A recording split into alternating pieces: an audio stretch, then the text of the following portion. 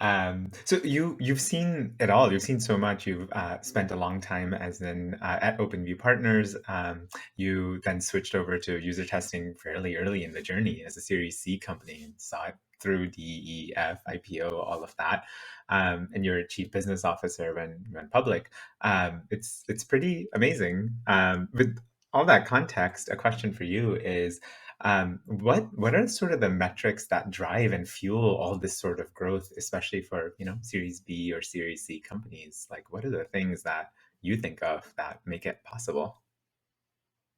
Yeah, well, thanks, Sidharth, for the kind words. I think I feel like I've been very fortunate to be in this organization to play these roles and contribute my part. But I feel like what is personally great for me was to be in the I would say the front seat of all this happening. As a VC back in the day when SaaS was something pretty new when I started out in my career, and we were still trying to formalize and standardize these metrics. Some of the companies that I met for the first time were really trying to define it themselves and trying to explain to investor why these metrics actually matter for them versus some of the older type of metrics that people used to see. And then when I joined user testing is also at the point where the company was actually going through a bit of a transition from very much of a very I would say a bottom up, very very SMB or as almost B2C oriented type of business where you don't really have a real subscription business going on. You have a lot of this one-off usage, pay-as-you-go type of usage. And so I was also part of really trying to formalize the metrics and trying to understand what metrics really matter for us. And that's where I got to see the importance of the metrics from the other side of the table, from the operator perspective.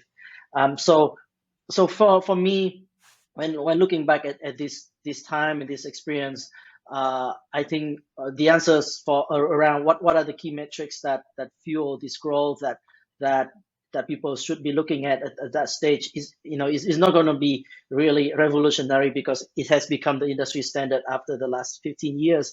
But I think let's just kind of dive into it a bit and talk a bit about my perspective on it. And number one is the annual recurring revenue, right? Or monthly recurring revenue, depending on what the business is like, whether it's mostly based on annual revenue contract or monthly recurring contract, and the growth rate of that number.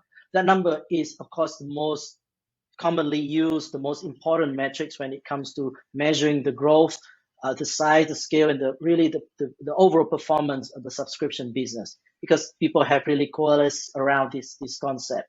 But what are the other metrics that help measure how the drivers, the factors that contribute to that ARR growth rate is performing? Because you don't get an ARR by just going out there and say my ARR is gonna double next year and hopefully it will double. There's a lot of things that get into that, right? A lot of it is operational, a lot of it is also strategic. But the numbers that I think are the next level metrics that contribute to how this ARR number can grow. Number one, retention rates.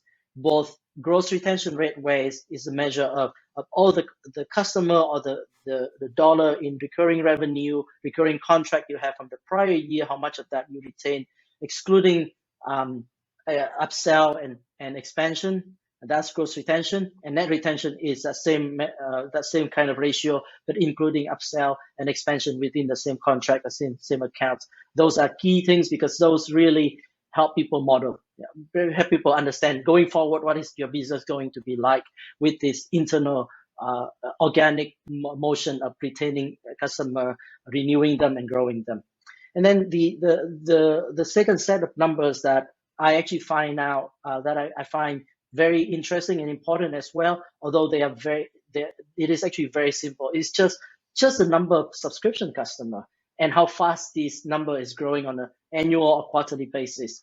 And to me, there's from a CFO perspective, number one, I want to diversify my revenue base. I don't really want to have just 10 customers that account for all of my revenue at Series B or C. Of course, when I'm early on, that's all I have, and I'm gonna try to add one more customer every day. But once I get to Series B or C, I'd like to have a broader base of customer. I have more customer, because that means if a couple of those customers go out of business for whatever reason that is outside my control, I don't lose a ton of revenue. My gross retention doesn't get affected hugely. So I like to diversify my revenue base as the company grow, and a key measure of that is just the number of customer. Number of customer also shows, especially so how well my team is actually acquiring new customer. Although if people can say, well, having $1 million customer is the same as having $100,000 customer, or $110,000 customer. The thing of that is, with $110,000 customer, some of them might grow into the next $1 million customer. But if you have just that $1 million customer, you're gonna have to grow that customer, to 2 million, 3 million, which is actually much harder. So again, it actually makes it easier if you have more customer to grow, and that's just one strategy, one heuristic that I have. It might not apply in all cases. There are companies like, for example, Viva, that has 300 or 400 customers but hundreds of millions of dollars. They're great, but I'm not that great, so I'm focused on getting more customer, and I think it works, in a slightly more percentage of the time. And then what drives the number of customer and growth of number of customer? Well, it's actually the sales opportunity conversion rate. And I highlighted this because it's so important for CFO or chief business officers to really be close to the sales organization, to be close to the go-to-market organization, and understand that the sales team really lives and dies by this win rate. If they don't have good win rate, and if the whole company is not going to try to help them to improve this win rate, the company is really not going anywhere, because we are going to spend a lot of cycle, a lot of sales and marketing resources going after a lot of opportunities, but not closing enough deals and not getting enough new customers. And again, that drive, that cascade down into not getting good ARR growth rate. And then besides these really hardcore numbers that are well defined and can be calculated really mostly straight out from your CRM or your ERP, I also like to really look at some measure of customer satisfaction, because at this point in time, at the Series B or C, again, you have enough.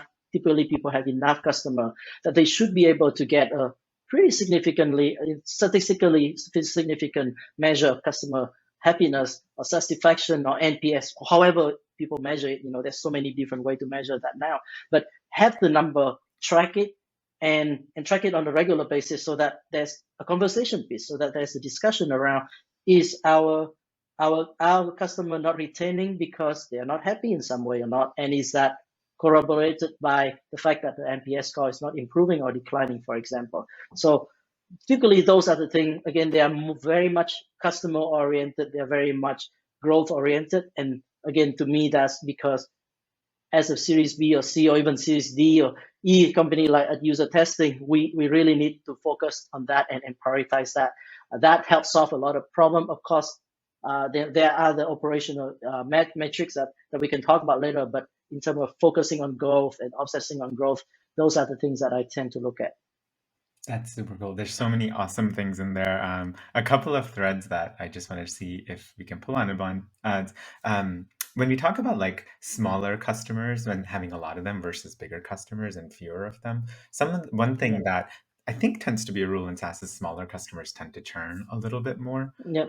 And I'm curious how you think about that. Like the $10,000 customer is just harder to retain, and the $1,000 customer is very hard to retain.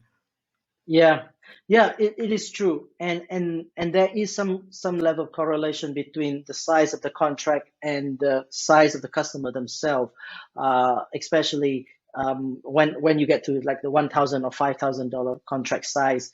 It's very likely that people customer who can pay that, are willing to do that, tend to be smaller customer, and those customers do have a higher potential natural attrition rate due to going out of business, running out of funding, and so on and so forth.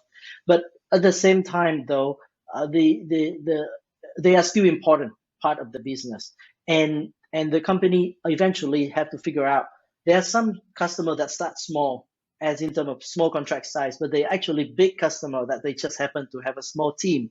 Yeah. And thus those are the one that I mentioned where they can actually grow into $1 million customers. There are, of course, there's a whole segment of SMB or super small SMB customers that are harder to retain, but there are still examples of companies that have great retention. Atlassian, for example, I have huge great retention. Or Datadog, for example, one of the company that I was part of the investing team at OpenView. They have customers from the tiniest company to the largest company, and people don't leave Datadog because they have good product.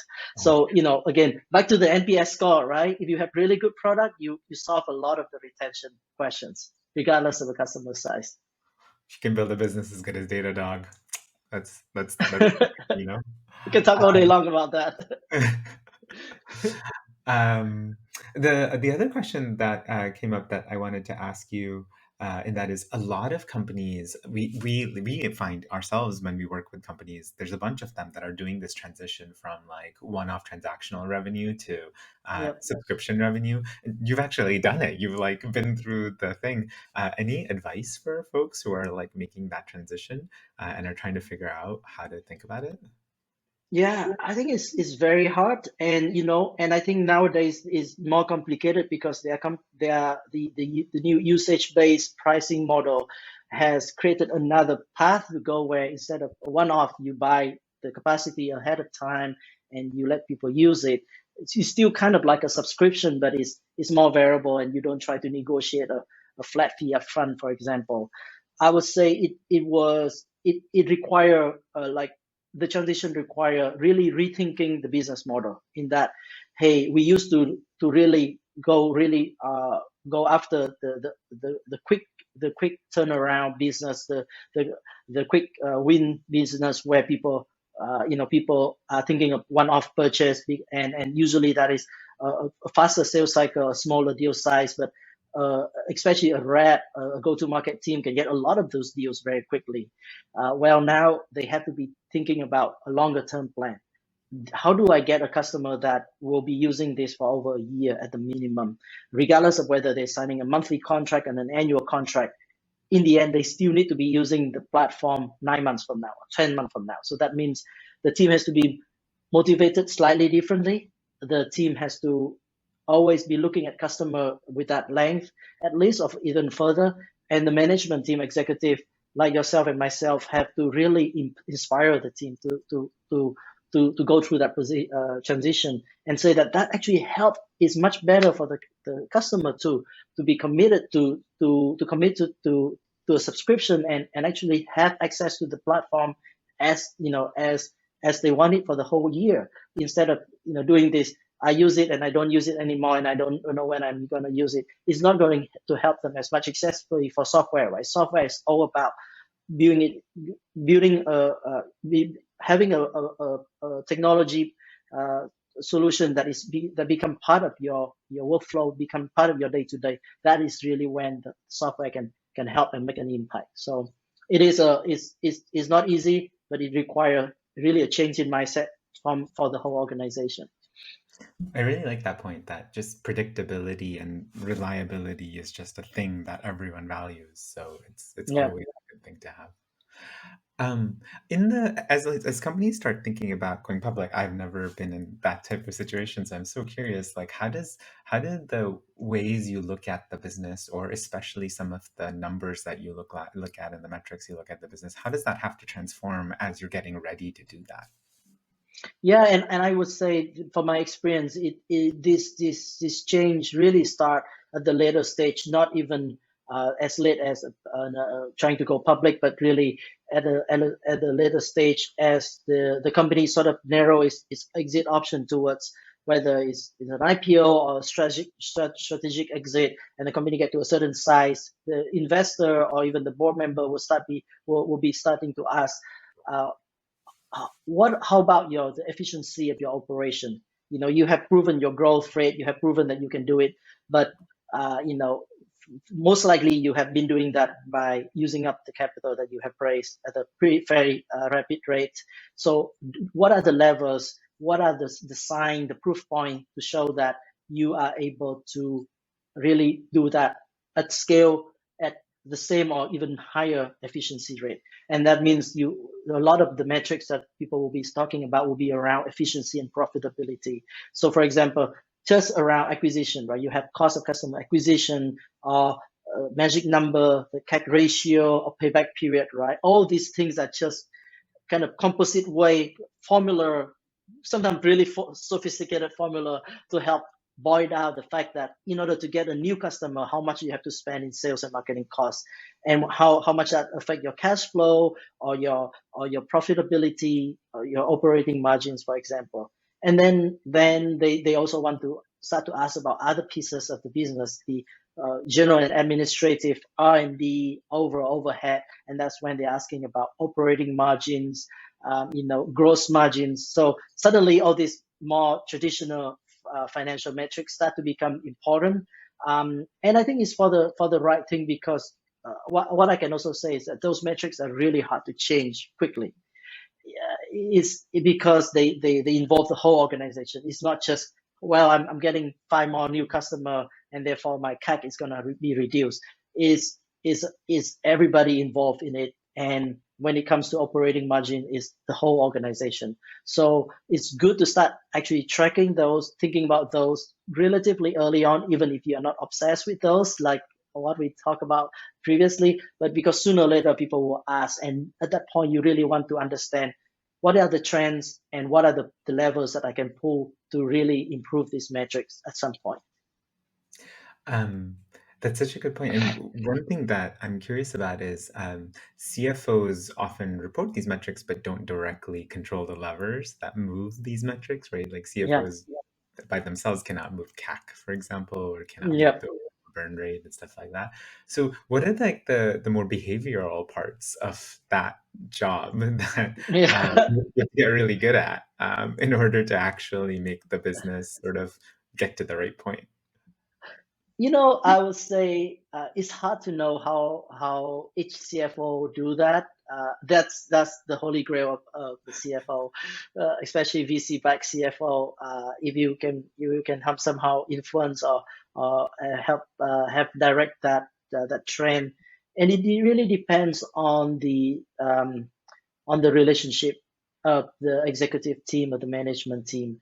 I personally, I was very fortunate at UserTesting to have been able to work with really great colleagues who also aligned with, who really understood really well the importance of these metrics, and who are aligned with me and with the company as a whole as to how we are going to drive towards this. So my role personally was mostly around um, sharing my perspective, uh, pulling together information from different parts of the organization that people in one team might not understand how they might be impacting the CAC, or how they might be affecting the operating margins, and affecting other teams, for example. So I try to pull that together. I try to have a pretty regular cadence where I explain that to my colleagues, explain the trends and the direction of where these metrics are going and how they're interconnected to my colleagues, and share with them ideas about how those can be influenced and updated, and work closely with them. If they raise their hand and say, I actually want to do this, I want to help move this into this direction, what are the ways I can do it, then I would sit down and brainstorm with them. So that's my approach. Some other people would have other approach that are very effective too, and some other people just happen to have a really great business model, and it just come with great margins, Datadog? and so good for them. But for Datadog, I think it's all about from my perspective, it's all about having a hugely important product, a product that's so sticky in the right position, right? It kind of sell. Of course, they still have to sell it, but it drives so much of that success. But there are many ways to get to it, and working together with colleagues is also great to get to it as well. It's funny. This is my second company, and I think that sort of lesson has been drilled into me repeatedly. That the level of product market fit that you have can drive the whole thing all the way to all the way to Yeah, and you see this with certain companies where it's just like so impressive. Um, yeah. Yeah, but um, but I'm sure there's still a lot of operational things that have to work out, on the back end, right? We just don't see that, and I think that's that I would say that the great product market fit doesn't take away from all the operational heavy lifting that team have to do to maintain that and actually scale it up over time as well. that's true, but it can be a little easier. A If little, the product just sells itself, you just never have to worry about CAC. yeah, Um, when moving to like a little bit earlier stage when companies are raising rounds where metrics really matter, Series B's, C's, D's, yeah. do you have any advice for executive teams as they think about how to best present those metrics and how to prep for those rounds? Having been on both sides of the table, Yeah, as far as it goes. yeah. I would say this. I would take the management team angle first. I think for the management team, it's very important to really have a very standardized set of slides or presentation or data points around these metrics. Usually, I would say it's two or three or at the most four slides about that an investor would want to look at the first or the second meeting about these are the core metrics of the business and these are metrics that everybody agreed to be important. So you want to have a chart of the ARR with some way to show the growth rate. You want to show a chart of one of the CAC or the CAC metrics, just so that you to show that, hey, I know that everybody's going to measure CAC and things like that. And then you want to show, like I say, number of customers, a couple of those other things, pipeline or win rate and the like. And the key is that those have to be very consistent. Those have to be well defined, and you really want to have really strong conviction when telling the story about that. You're going to say, for example, if you happen to show the growth rate, the ARR growth rate increasing, you want to explain that, well, this is because we improve our conversion rate. Therefore, we add a lot more new customer, and that is adding up. Or it's because our net retention rate has improved over time because our customer love us and we keep adding more new products. So the rate of growth of ARR is actually growing. But these things get tied together, and usually again for investor, I would say two things. Number one, in when they are going through a pitch, that's what they are going to hone in. Once they like the team, once they like the product, they're going to say, is this company having good enough metrics for me to move on to the next stage? Because investors are focused on moving the deal to the next stage, just like your sales team. Yeah, They yeah. want to spend time with the right company, so they need to find this flag, this signal to move on to the next stage. Now in the next stage, and now I'm going to switch back to the investor side. Ultimately, the investor will be wanting to do a lot of this analysis themselves, Mm, especially I would say Series B onwards, when they know that the company would have enough data, enough customer, enough historical data to do some analysis. They love to do this cohort analysis. They love to understand churn rates, retention rate in their own way. They want to go and slice and dice sales and marketing costs so that they can do CAC by segment, all these things, right? So they really want to do that. And that's why they're going to ask for, can I get your big data customer database with your monthly or annual revenue or ARR by customer, so that I can do, our analysts and our associate can do our own crunching. So ultimately, the finance team, the CFO wants to be prepared for that in the data room, because it's gonna be important for the investor to have that conviction, and that might actually help a lot, because once they figure that out, the data, and do their own analysis, they might even have a better story about your business than the team than the management team, because they have seen many other companies. They can see benchmark and they can say that, wow, you guys actually have, for companies that are in the same space, or companies that are selling to the same customer, you actually have much better net retention rate. Then they might ask, what is your secret sauce? And then at that time, that you got the deal. So actually be prepared for that data. Make sure that data is clean enough, and be prepared for people asking follow-up question around that. Is it's difficult to do it at the first time round because you're like, oh my god, why are these investors asking for so much? But once you raise a couple of rounds, you are like, okay, they are always going to ask for that, so I'm just going to go ahead and prepare and tell them this is the data, go and have fun with it. That's awesome. I'm curious how you think about this because you've invested at OpenView, but raised from funds that are not OpenView. But what's interesting to me is that different funds have sort of different levels of rigor around this, and I feel like OpenView is like one of the most rigorous around some of the data stuff. Has that been your experience too? I actually think that maybe at UserTesting we just have the maybe the luck or the good luck or bad luck, but the investor that invested in us, they all do very No. rigorous analysis. Like I say, after a while I just have this one big data set that I constantly update, and I would say a lot of different investor ask for exactly the same thing. So Yeah.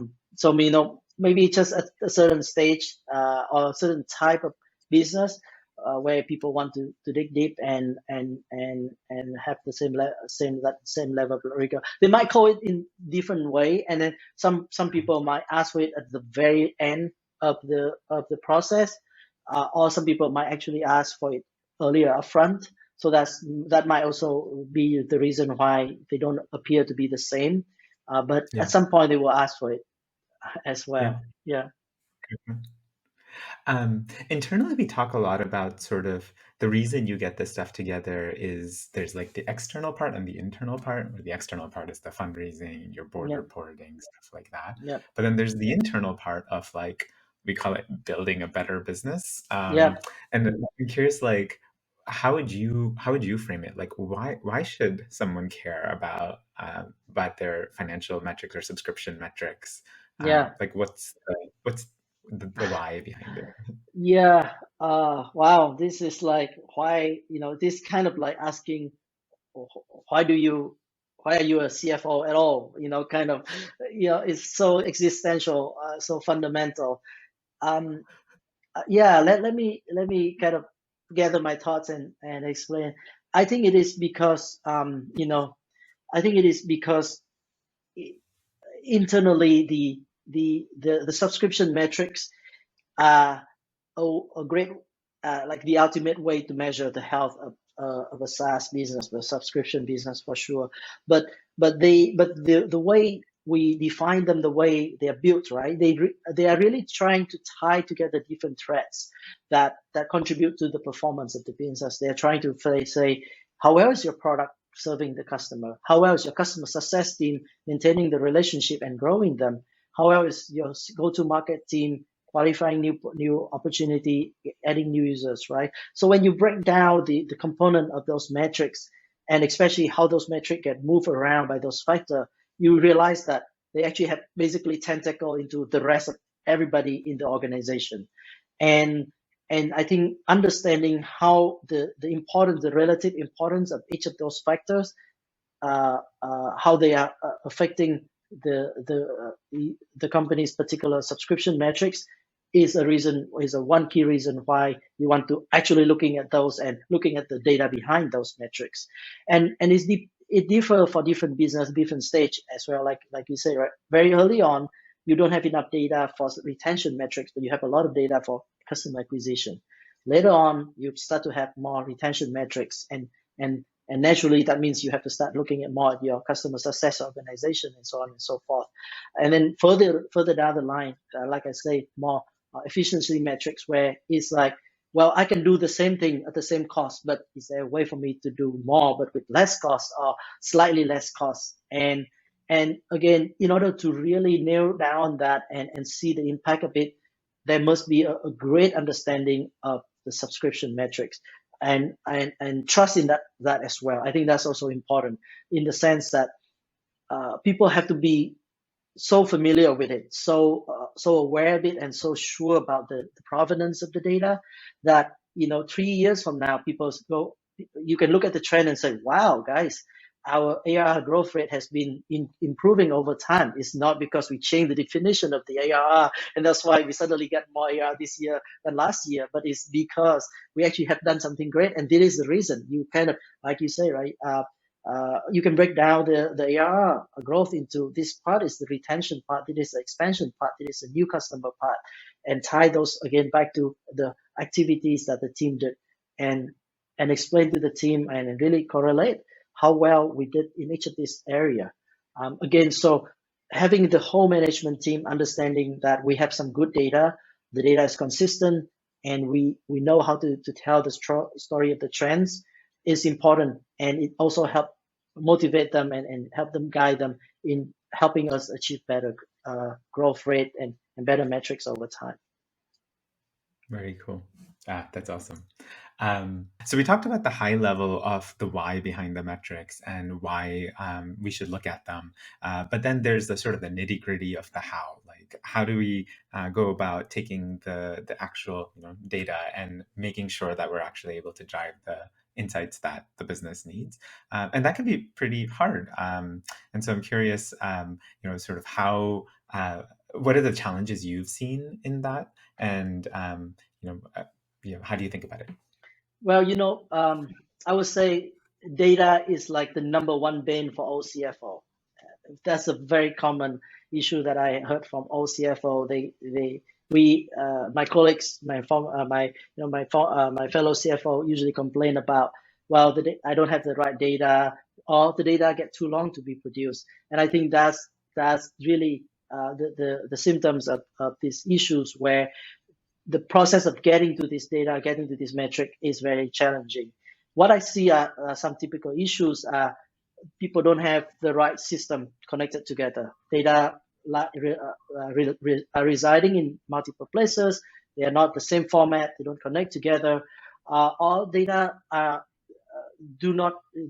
certain data points are not available in the past. When you change the ERP or when you change the connection, suddenly old data do not speak to new data and you don't have a trend. And all of that caused the process of pulling together these metrics really difficult, pulling together correct metrics that people trust, metrics that can be mapped over a long period of time become very difficult. And I would say this is very common for many companies because again, they are changing a lot all the time. They're changing systems, they're improving, they're changing processes, and every time there's a change, the data structure change, and you cannot stop the growth and the change of the business just so that you can have data that speak to each other. So what happened is, in order to get to some of these data points, CFO really try to hoard a lot of this data, have this gigantic pile of raw data, and every time they want to create these metrics, they work on those together, reconstruct the metric, going backwards, trying to fill in the blank, and spend a lot of time doing that. In the end, it still is so-so, but it's still not great because the old data is still not that reliable. It's very fragile, so any sort of error in this process can cause a huge error in the output, and it's not repeatable. Again, that's a problem that we have. We want to be efficient, we want to be timely, we want to generate these metrics in a timely manner, but it takes a lot of time, and there's a lot of unknown variable in that process. So most CFO are very uncomfortable at some level with the data that they have, especially these days when there are so many data sources lying out there. And so, what I would say is the ideal case is when we have one system that tie everything together, or a system that's smart enough to constantly adjust, adapt, and pull the right data together so that the data is there in the same consistent format with the history, so that these metrics can be calculated and analyzed in a consistent way, because with that people will trust the data, people will believe in it, and it's more timely and more actionable. Yeah, we see this all the time too. It's just there's finance leaders are just uncomfortable with the data that they have because they're like, I have no idea if this is right. So it's definitely a real problem. Especially another thing is with the fact that at startup there's fair amount of turnover, especially in the operation staff, right? A accounting person might leave, the invoicing person might leave. And again, when they leave, it's just like having a new system, a new person coming with a slightly new system.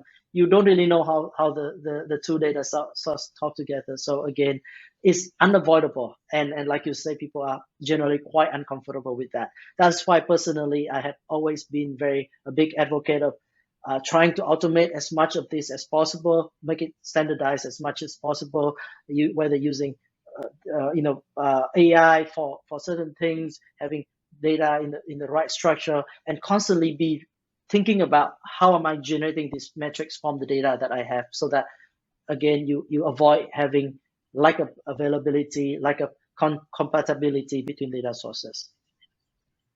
Totally, 100%. Yeah. Very much resonates. I mean, that's why we do what we do. Great. Amazing. Yeah. To close out, one question I had for you is, you've seen so much over your career, and a lot of our audience is Series B and Series C finance leaders, and I'm curious what sort of if you could give one piece of advice to those finance leaders, what would you say? Yeah, well, I'm sure they have plenty of great advice and plenty of great material to draw from. For me, because of my background as a VC and my being able to fortunately seen a lot of these different companies over time, my personal perspective is the finance leader really wants to focus on the top driver of growth. Whether again it is new customer, whether it's retention, or whether it's less churn, for example, or expansion, find ways for the company to invest in it instead of just being the typical finance person that say I need to make sure that I need to cut costs, I need to ensure cash runway, which is super important, and of course somebody is instinctive for every finance leader, but try to also take the other perspective, which is growth really drives a lot of things. Grow, open up new opportunities, open up both new challenge, but also new venue for the company to go further in its path and realize the grand vision. So find ways to help the company invest in the driver of growth. So figure out the driver of growth, and then figure out the right resources to invest, and really kind of show that to the rest of the management team to encourage them. Be a true partner to the business. Yeah. That's such a great piece of advice. That's all I had. Thank you so much for all this, and I really, really appreciate your time. Yeah. So thankful. I hope you enjoyed today's episode. Before you go, let me give you a super quick overview of what Subscript is, because chances are we can help you. I started Subscript because in my last business, I had this problem. We had this giant Google spreadsheet, and that's where we kept track of everything about our business. And if you're anything like me, you're a data-driven leader who really cares to understand numbers in order to make sure that you're making the right decisions. But when you're looking at a giant spreadsheet with lots of just tabs on tabs on tabs and lots of people with access, you're probably not looking at the right thing, because you can never be confident that someone didn't mess something up, or that someone didn't fat finger a number, or that you considered all the corner cases that you actually needed to consider. So that's what Subscript does.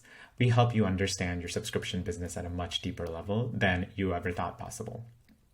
If you'd be interested in giving it a try, come check us out at subscript.com.